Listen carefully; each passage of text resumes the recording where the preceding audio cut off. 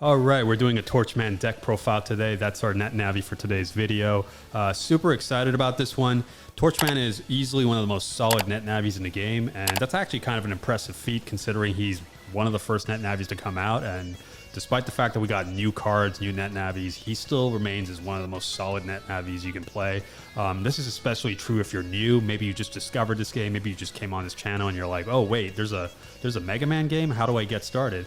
Honestly, if you want to get started, I highly recommend with TorchMan. I'm going to show you a cool list you could work with if you're trying to just get started, get some ideas. Really, he's a very straightforward deck. He's all about aggression. It's about building up his blast destinies, burning your opponent. Obviously, he's a fiery net navi, right? So he's really just about punching hard and just doing a lot of burn damage. And yeah, we're going to be taking a look at him today. His stat line is 222. Pretty straightforward stuff. He's got no effect, but that's okay. He's got an awesome kit that makes up for it. His colors are red and blue, as you can kind of see over here.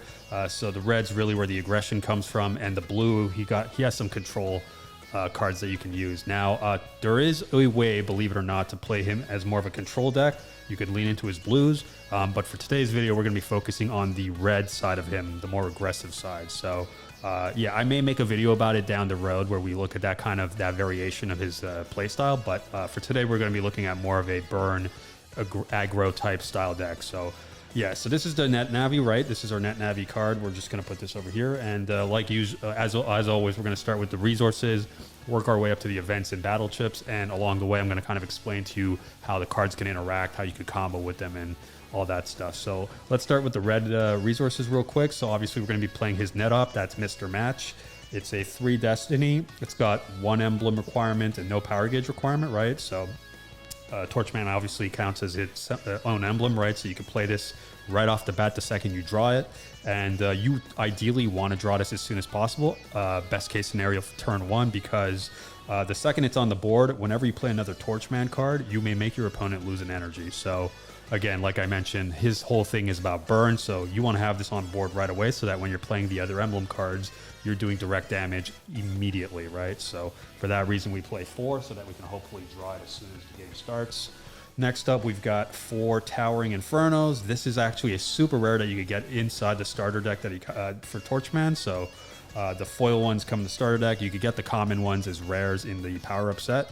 It's a 4 destiny, which is awesome. It's an emblem and no power gauge requirement, and it's very straightforward. It's if you burn a power to you can make your opponent lose 2 energy. So ideally, you draw Mr. Match opening hand along with a Towering Inferno or some sort of emblem, other emblem card. But yeah, so for that reason, we play 4 as well for this card. Let's put these here. Next up, we've got 4 Clear Victories. This is a secret rare in the power-up set, so it's a little tough to pull. Like, you're gonna have to maybe work at it if you want to get a play set, but definitely worth it. It's I think Clear Victory is actually one of the best red resources in the entire game.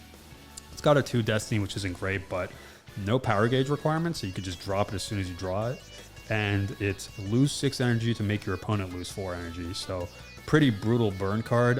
You know, if you think about it, it's really you losing 6 to make them lose 6, because when it's their turn, they're going to draw and they're going to power up. So essentially, if those are the 2 last cards in their deck, they're just going to, they're going to lose the game. So you're essentially taking 3 turns away from them, and pretty power. You just kind of leave it on the board, and then if you feel like it's going to give you the extra, the extra damage you need to take the game, you go for it, right? But otherwise, you just let it sit on the board so that you can like meet requirements for your events or your battle chips.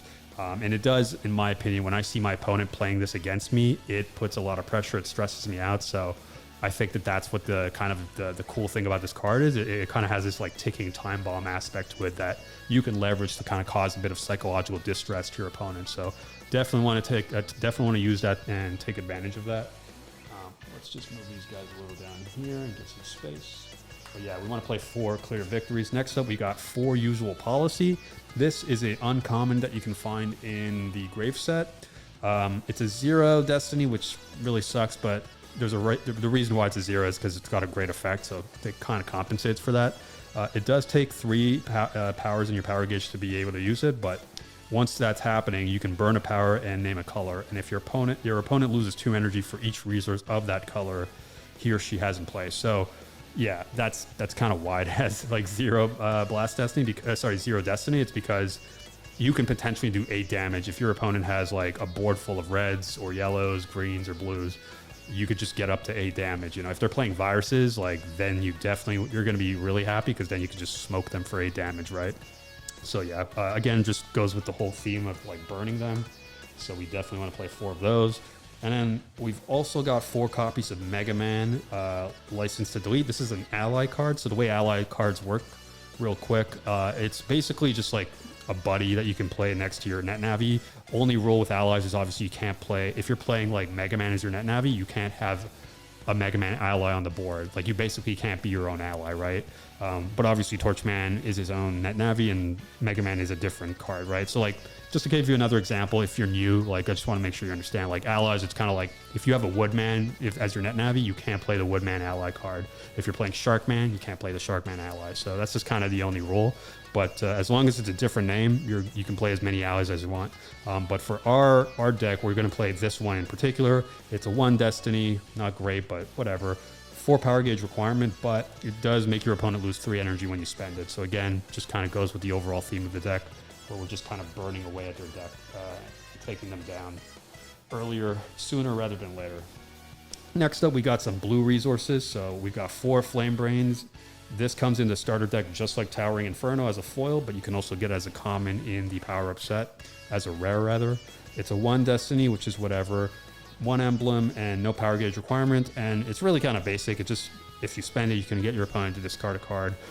So, you know, sometimes it's cool. They've got only 1 card in their hand, and if you feel like you want to go for the kill and you don't want them to interfere with it, you can just chuck that 1 card. But really, the point of this is just to like give us more emblems on the board to fulfill requirements for like the Heat Shot Battle Chip, which you can probably see here. I'll explain that in a bit. And the Fire Factory event, which is really brutal. I'm going to show that to you in a couple of seconds. So yeah, we play 4 Flame Brains for that reason. And we're also playing 4 Looking Hot. This is his last emblem resource out of the 4 he's got. This is a 2 destiny, 1 emblem, 3 power gauge requirement. And when you spend it, your opponent can't play events and battle chips. So really devastating. Again, this is like, you know, you could use it on the opponent's turn. If you feel like they're going to go crazy, you could kind of stop them dead in their tracks. Or if it's your turn and you want to go crazy and you don't want them to interfere with it, you would spend this so that you can just kind of go crazy without worrying about them doing anything to kind of stop you mid-combo, right? So yeah, definitely like that. More powerful in my opinion than Flame Brain, just gives you a bit more control in that sense. But yeah, so we play 4 of those for that reason. Next, we got some yellows and greens, so let's look at those really quickly. We're going to be playing 4 copies of Ready Aim. This is a 2 destiny, 2 power gauge requirement, and it's discard a card with your Net Navi's emblem to burn 2 of an opponent's power. So we've got plenty of emblem cards, and the reality is sometimes we want to have as many emblem cards as possible so that we draw into them faster, 1, but 2, also, you know, like sometimes you'll have the emblem cards, let's say, but they're just dead and you just have nothing to do with them. But Ready Aim kind of gives us like that ability to like make use of them even if we don't necessarily need them. And in this game, the power gauge is like super crucial because you need a power gauge to play resources and you need resources to play your battle chips and events. So everything kind of like depends on you having a filled up power gauge. And so if we can disrupt the opponent's power gauge and kind of set them back a little bit, that buys us time and sets them back and gives us more of an opportunity to hit them before they can mount up a defense. So I like it, and it definitely works well for me, and for that reason I include it in this build, and I suggest you do as well. Next, we also have 4 Hidden Force. This is a 2 Destiny, 3 Power Gauge requirement. It's burn a power and name a color, and then you destroy all but one of your opponent's resources of that color. So very similar to usual policy in the sense that it gets even bigger and bigger in terms of damage it does if your opponent is kind of relying on sort of a monocolor board. Like if they've got a lot of reds or blues, like this is just going to devastate them because you simply pick the one that you're kind of cool with and then you just nuke everything else, right? And we definitely want some resource destructions in this deck just to like, again, for the sake of control, if we want to go for our combos and we don't want anything to get in our way, we want to be able to like control the resources they have on their board. So Ready Aim gives us control over the power gauge, and this gives us control over the resources. And you know, if you don't necessarily like this one, you can also play Smackdown. Smackdown's a bit, some people like that better. It's, you know, discard 2 cards to destroy 2 resources, so you get to actually just pick and get rid of things. Whereas this, there's a bit of a risk. if your opponent has like red or blue or green, it's not that great. This really goes off better when they're playing like lots of the same color, right? So you have that option. I just want to put that out there. You don't necessarily have to play this. You could always just play a SmackDown. I just personally don't like discarding cards. I want to have my hand. I want to keep that just so I can go off my combos. I'd rather burn a power than to lose 2 cards. But you have that as an alternative. I just wanted to mention that so you don't feel like you're totally limited like to that particular card. And we're also playing 3 gender differences. This is basically the Joker, the wild card of the game, like along with Woodman and Upload. Basically, like just lets you take any card from your discard pile. It's a 1 destiny, 3 power gauge requirement. You lose 2 energy to take a card from your discard pile into your hand. So, since you're going to be taking hits from your opponent, it's very possible your combo pieces will end up in the discard pile. But you can totally leverage that by using this to kind of just fish for it and just get that card that you need to just, get your combos going a lot sooner. So, yeah, we include 3, and that's just a good number. You can include 4 if you'd like. You can maybe swap out something over here. But generally speaking, 3 works perfectly fine. Next, we've got some events. We've got TorchMan's Ultra Rare event, Fire Factory. This is a 5 destiny, which is great. You do need 3 emblems, but hey, we've got plenty, so that shouldn't be hard. Really, the hard part for this card is to get to turn 5, because it is a 5 power gauge requirement. And frankly, for good reason, because you got to burn 3 power to make it. You burn 3 power as a cost, but it does make your opponent lose 12 energy, which is pretty brutal, especially if you've got Mr. Match. It's actually 13, right? Because Mr. Match kicks in. So really devastating. Probably the best burn card, and yeah, really, really potent stuff. It's really unlikely, just as a heads up, that you'll be able to play it 4 times.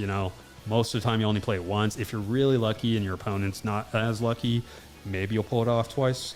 But generally speaking, yeah, like it's not like you're gonna. We play 4. Most people like to play 3, sometimes 2. There's no need to have 4. That's a bit overkill. So, but again, we play it because it does feed into things like ready aim, and it just gives us it lets us draw into it a lot faster. So that's kind of the idea behind that. We'll just put these here, slide this guy over here. And next up, we've got Burned, which I think is one of the most powerful events in the game. I'm surprised it's not banned, actually. But, until that happens, we'll take advantage of it, right? So Burned is a 2 destiny. It does require 2 reds, but no power gauge as requirements. And it makes your opponent lose an energy for each resource in play. So, again, crazy burn card, right? If you've got 4 resources, they've got 4 resources, that's 8 damage, right? That's pretty brutal. Almost not as brutal as Fire Factory, but Fire Factory is very specific to TorchMan. This can be splashed in any deck that uses red resources. So it's not specific to TorchMan, but TorchMan is a very red deck, at least in this case it is. And so we want to take advantage of Burn, which is really crazy good. Sometimes it's really satisfying when you do it twice, especially like just doing, and then they've got a full board, you've got a full board. That's like 16 damage, right? Pretty crazy. And then let's say you do gender differences, you get it back, and you do it a 3rd time. It's like really nuts, really nuts. And so this is a rare that comes in the Grand Prix set. So if you want to try to get a play set, that's where you would go to try and get him. And then we've got some battle chips. Let's look at those really quickly. So we've got Heat Shot, which I mentioned a little earlier. This is TorchMan's signature battle chip. It's a 1 destiny. You do need 2 reds and an emblem. He counts himself as an emblem, obviously, so all you really need is the 2 reds. And no power gauge, which is cool. But you do have to burn 2 power as a cost, and it does make your TorchMan strength +3 for each TorchMan card you have in play. So, potentially, if you've got a whole board of emblems, like you've got the Mr. Match, the Towering Inferno, the Flame Brain, and the Looking Hot, that's 15 damage. And obviously, if Mr. Match is on board, the second it hits, this triggers, and you do that extra. You take an energy off their deck. So really powerful. I like it. I think it's a really cool battle chip, and for that reason we play 4. And again, if it's a dead card, you just can't play it. Well, just feel free to pitch it with ready aim and just nuke their power gauge, right? So yeah. Next, we've got 4 high cannons. This is a 4 destiny, which is super cool. 3 power gauge requirement, and you burn a power to make your net navi strength +1 for each resource in play, right? So very similar to Burn, where it kind of stacks depending on how many resources are on the board, both on their side and on your side. And, this could get up to potentially 8. And again, just like it's heavy duty damage, on top of like doing all this burn damage and blasting, like you're also just hitting them in the face with like this big old high cannon, right? So really powerful stuff. And for that reason, we play 4. And last but not least, we've got 4 Laser Blast. This is a 5 Destiny. It does take 2 reds and a power gauge of 3 to be able to use. And it just makes your Net Navi strength +5. So pretty much a meathead card. You know, I know some people are not a fan of that. People want win condition cards. Cards just outright win you the game. And I totally get where that's coming from. But, you know, there's nothing wrong with meathead cards. Sometimes they do get, you know, I mean, getting 5 +5 that's not negligible. That does add up over time. So again, TorchMan is all about aggression, so we're doing all this burn damage. You know, Mr. Max is kind of getting 1 little damage at a time, which adds up, right? And then this, you know, this might be enough to just like take you the game and, you know, get you the game, right? So, yeah, really, you know, really simple. I know it's just kind of basic in terms of the fact that it gives you +5. Obviously, you can get into higher numbers with Heat Shot and High Cannon, but nevertheless, it's still a good card and kind of a little cherry on the top of everything else we're doing here. So yeah, so that's pretty much the deck.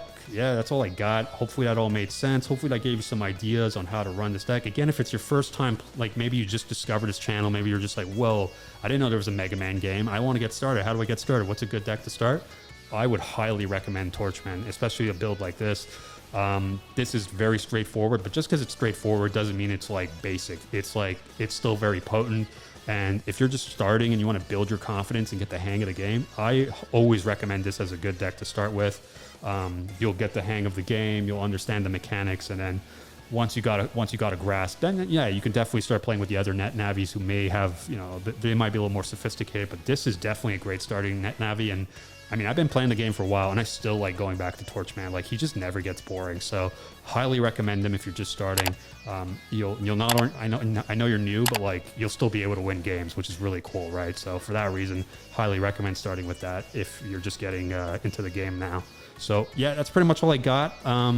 Yeah, that's pretty much it. Hopefully that all made sense. Hope you enjoyed this video, and yeah, I'll catch you on the next one. Take care for now. Bye.